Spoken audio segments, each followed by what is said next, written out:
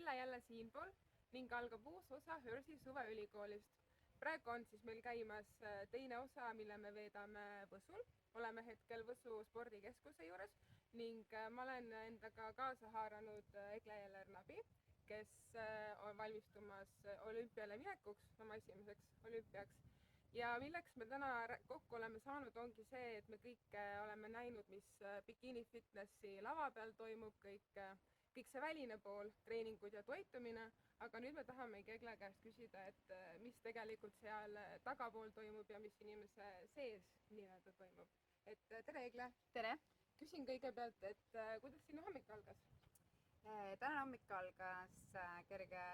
trenniga, aeroobne treening oli ja kuna ma teadsin, et ma teiega täna kohtun, tegin oma jõusaali trenniga kohe ära,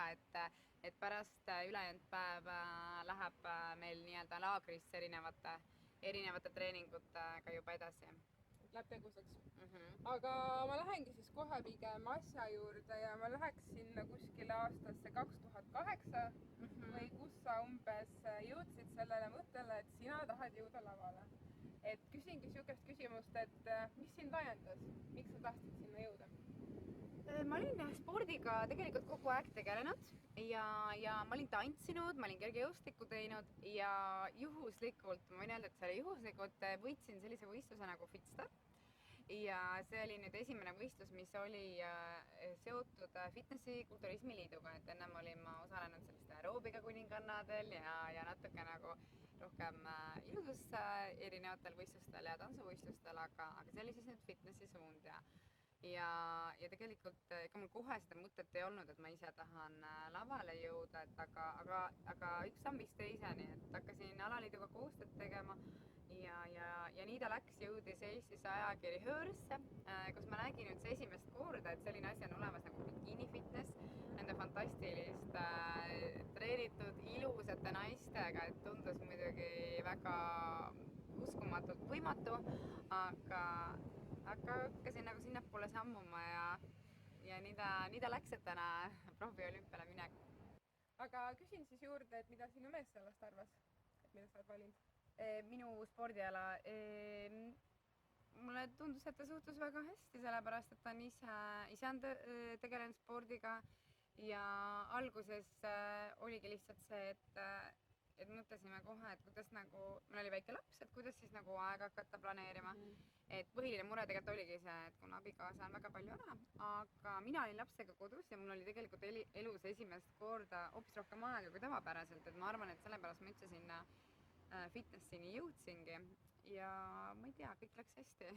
Kas sa tahadki öelda näiteks, et sul on laps, et laps ei ole piirang, takistus, et enda unistuse poole liikuda? Ei, ma ei ole kunagi seda arvanud, et inimesed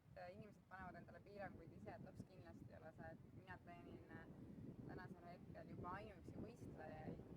15 võistlejat, kellest nagu suurem osa on emad, kas 2 lapse, 3 lapse, 1 lapse emad, et selles suhtes see ei ole kordagi isegi jutuks tulnud, et ma ei saa trenni, sest mul on laps, et laps on normaalne osa meie elust, meil on eluaega, on lapsed olnud kõigil, et see nagu pigem laps, ma näen nende naiste pealt, kellel on lapsed, nad oskavad oma aega tegelikult paremini väärtustada, paremini planeerida. Ma ei ütle, et see on lihtne, see on keerulisem, aga nad hindavad seda aega nagu hoopis teistmoodi. Ja samas ka seda aega nagu lapsega pärast, et nad saavad enda aja ja siis on aeg perele. Aga selles samas teemas ma küsingi, et kas on mingeid asju, millest sa oled pidanud loobuma selle teekonna tõttu ja mida sa oled seega ka võitnud? Kindlasti, ma ütlen, et algusaastad olid hoopis teistsugused, et see oli selline pigem nagu hobi korras ja tegin oma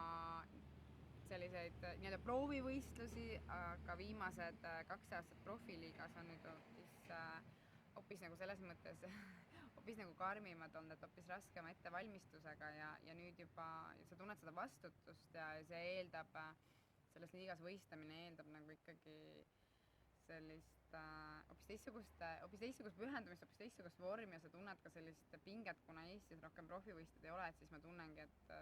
et kuidagi see roll või see vastutus on niivõrd suur ja see paneb hästi suure pinge nagu peale, et kindlasti aja planeerimine, väga paljudest asjadest tuleb sellepärast just loobuda, et noh, et sa pead valima, et hommikul on vaja trenni minna, on ju, et sellised väljasõidud, et just see režiim on see, mis on nagu võib-olla põhiline, mis saab raskeks. Sa rääkisid nüüd meil vormist ja küsingi selle kohta, et räägitakse hästi palju, et geneetika mõjutab hästi palju seda, et kas sa saad lavale või ei saa või et kas sa saad bikiini fitnessi või body fitnessi vormi, et sul on juba nii pikk kogemus, et äkki oskad kommenteerida? Kindlasti geneetika mängib mingit rolli. Suuremat rolli mängib see, mida sa oma elus teinud oled, kuidas sa elanud oled, kuidas on su toitumise harjumused, jah, et tõesti, milline sporditaust sul on. Ja teine samm on juba see, et kuhu nagu kategoorias sa rohkem sobiksid, et sellist julgust ja oskust mul või ütleme selgeltnägijate oskust mul kindlasti ei ole, et ma kellelegi võiks öelda, et sinust kindlasti ei saa võistelda, ma tegelikult ei ole sellist inimest näinud nagu, et kes nagu ühte või teise kategooriasse sobiks. Tõesti, vaatad peale vastavalt kehakujule, noh, et on näha, et mõnel naisel oleks nagu lihtsam võib-olla body fitnessis, võib-olla paremad eeldused fitnessis ja teisel jälle bikiini või model fitnessis, aga tegelikult kui naine nagu väga tahab, siis ta võib treenida ennast igasse kategooriasse. Vähemalt minu kogemus on nagu seda näidanud, et sa pead lihtsalt ise olema kindel oma valikus ja siis juba saad edasi minna, kui sa oled ise ebakindel ja endast kahtled, et ma ei sobi, ma ei taha, kui su esimene lause on see, et sinna ma ei saa, siis ma tavaliselt ütlen, et ei saagi, sest nii ei saagi, et kes olen mina sind ümber veennud, kui sa ei saa, et noh, siis pole midagi teha. Et pigem see on tahtmise taga kinni ja geneetika ja ta on oluline, aga samas nagu midagi pole võimatut. Ja sina oled meil ka aeroobikatreener ja küsiksin siukse küsimuse ka, et meil on hästi palju eelarvamused, et kuna sa oled treener, sa teed kogu aeg trenni, sa oled kogu aeg vormis, sul on palju lihtsam endale vormi hoida ja sul on palju lihtsam ka siis lavale minna, et kas tegelikult on ka treenerina lihtne seda vormi hoida? See on nii ja naa, et oleneb koormusest, et selleks, et minule pigem on ta saanud selliseks katsumuseks alati, et esiteks see suur füüsiline koormus juba eeldab seda väga head taastumist ja kui me tahame hoida, ütleme, et kas teistes oma nii-öelda erialastes trennides ka veel koormust, siis lihtsalt mõelge ise 4-5 füüsilist tundi päevas, trenne pead andma, raha peab teenima, eks ju, et siis minule on see saanud alati väga suureks katsumuseks ja tegelikult mul on väga tihti olnud just vahetult enne võistlusi, ma tunnen, et see koos selle dieediga see koormus läheb alati nagu liiga suureks, et väga tihti on see, et kui ma muidu haige ei ole ega vigastus ei ole, siis sellel perioodil, kui see treeningkoormus kasvab, siis ikka on selliseid kas siis vigastusi või vastupidi, kaal ei hakka langema, kui niivõrd suur nagu ülekoormus on, et kõik mõtled, et mis sul viga on, nagu sa ütlesid, et teed trenni, et siis peaks nagu kaal langema, et tegelikult on vastupidi, kui sa oled ülekoormuses, et ega see kaal ei lange, keha on stressis ja veelgi raskem on sellist nagu ilusat vormikat vormi sellest üldse välja saada, et kui sa oled niimoodi nagu ülekoormuse all, et pigem minule on see saanud nii-öelda nagu raskuseks ja nii mul on paar treenerit veel, ja ma treenin ja ma näen enda puhul täpselt neid samu märke, mis enda puhul, et näiteks praegu olümpiaks valmistumisel täpselt ma pidin võtma 1,5 nädalat täiesti, et ma enda trenne, kuna tööalaseid trenne ma ära ei saa jätta, et siis enda trennid pidin jätma ära mingiks perioodiks, et taastuda korraks. Aga see taastumist ei sega siis, et sa teed ikkagi mingi 3 trenni annad päevas või palju sa neid päevas annad? Oleneb päevast, aga 3 on kindlasti 4, ütleme, et tavaliselt on 3-4 rühmatrenni ja siis personaaltrennid ja poseerimised, pluss veel minu enda trenn. Et kas segab või mitte, kindlasti oleks lihtsam oma vormi teha, kui ei tee mitte midagi muud, aga samas oma tööd ma ju pean tegema, et see on nagu midagi, millest ma loobuda ei saa. Aga nüüd rääkides veel sinu ettevalmistusest, et sa ütlesid, et kui sa alustasid, ütleme, et läksid siin alles Eesti lavale, et kuidas sul praegu see ettevalmistus siis erineb sellest, mis oli nüüd algusaastatel? No, rahvusvahelistel võistlustel ma hakkasin suhteliselt nagu kohe käima, aga lihtsalt lihtne on minna lavale, kui ei sa ise ega keegi teine sinust midagi ei oska oodata. Aga hoopis raskem on sinna minna, kui juba jälgitakse, sul on kaasajad, fännid, su enda pere, ja sa paned sinna niivõrd palju aega, ise ka muidugi, et siis juba ja profivõistleja puhul, et ikka seal sellist nagu nii-öelda halva vormiga minekut või halva ettevalmistusega minekut, seda nagu väga andeks ei anta, et just selle võrra on see ettevalmistus läheb juba algselt kohe nii-öelda pingelisemaks ja eks neid kohustusi enam ei ole kodus lapsega, et mul ongi täiskohaga töö ja sinna läheb palju aega pere, ehk siis nagu juba selle võrra see ettevalmistus on keerulisem aja planeerimine, meil on kodus 2 tippsportlast, abikaasa on väga tihti välislaagrites, et siis juba see eeldab nagu sellist nagu topelt aja planeerimist kogu aeg.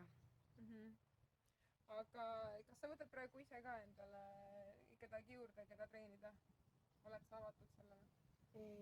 Mul on hästi palju kliente tiimi sisse, nii-öelda nagu võistlejad hetkel ma ei saa võtta, et võtan uuesti aasta algusest, kui mu enda võistlushooaega, praegu nüüd vahetult ei saa jah võtta, et võistlushooaeg on tehtud, et kuidagi on kogunenud hästi palju naisi hetkel, aga jaanuarist. Nüüd laiemalt Eesti peale ja Eesti tüdrukute peale, kes võistlemas käivad, et mida sa üldse arvad sellest seisust praegu Eestis? Järjest parem, iga aastaga on võistlejate arv kasvanud ja ka nende naiste arv on kasvanud, kes tegelevad sellega hobi korras, et seda on nagu hästi suur hulk ja kõik mõtlevad, et on üks osa, kes läheb lavale, et see on kõik, et ma ise treenin väga paljusid naisi, kes ei ole üldse võistlejad ega tahagi saada, vaid teevad seda iseenda pärast. Et nende hulk on hüppeliselt kasvanud 2 viimase aastaga ja siis veel lisaks võistlejate arv, et ilusa vormiga treenitud naisi ainult tuleb juurde, mis on väga tore ja ütleme, et võistlejad, kes on laval, ikkagi see tase sealt läheb kogu aeg ülespoole. Et see on kindlasti spordialale kui sellisele on väga hea. Seda on väga tore kuulda. Küsin veel sinu enda kohta, et kas sul on endal ka mingi selline visioon või mingid soovid, et kuhu sa 5 aasta pärast tahad jõuda või midagi veel saavutada või korda saate? Mul on tegelikult juba mingi aeg tagasi olnud rohkem suurem soov nagu ütleme visioon treenerina kui siis võistlejana, et on tulnud lihtsalt sellised võidud, mida ma ei ole planeerinud ja sellised nagu võimalused, et ma olen võistlejana edasi läinud, aga pigem ütleme, et 5 aasta lõikes ma näen oma nii-öelda eesmärk treenerina, et juba ammu, et ma tunnen, et ma olen ise juba nii palju näinud ja teinud, et ma hea meelega annaks neid teadmisi pigem edasi ja mulle väga ääretult meeldib tegelikult teisi inimesi treenida, mulle meeldib vaadata, kus on edasiminek. Ja ma ei mõtle siin ainult võistlejaid, et ka tavanaisi, kuidas nad oma elu muudavad, et ma saan sellest ise nagu hästi palju positiivset emotsiooni ja kui ma olen ise, nii kaua kui ma olen ise nii suure rolliga ütleme sportlane, siis see ajaliselt ma olen hästi suured piirid, et ma saan nagu oma tööle vähem pühendada, et mulle meeldiks jah, nagu treenerina edasi minna ja siin, et oma kliente ühesõnaga viia parema elustiili ja parema vormi poole, et sellised eesmärgid 5 aasta lõikes võiksid olla. Ja kui nüüd kellelgi kuulajatest, vaatajatest tekkis mingi klikk sinuga, huvi sinu tegemiste vastu, et küsin, et kus sind jälgida saab ja kuidas sinuga üldse kontakti saaks? Mul on oma koduleht eglenabi.ee ja Instagramis olen täiesti olemas Eglenabi Bikini Pro võistleja nime all siis ja Facebookis ka, et Egle Ellernabi. Okei, aga aitäh sulle ja siinkohal me lõpetame Võsu saate osa ära ning näeme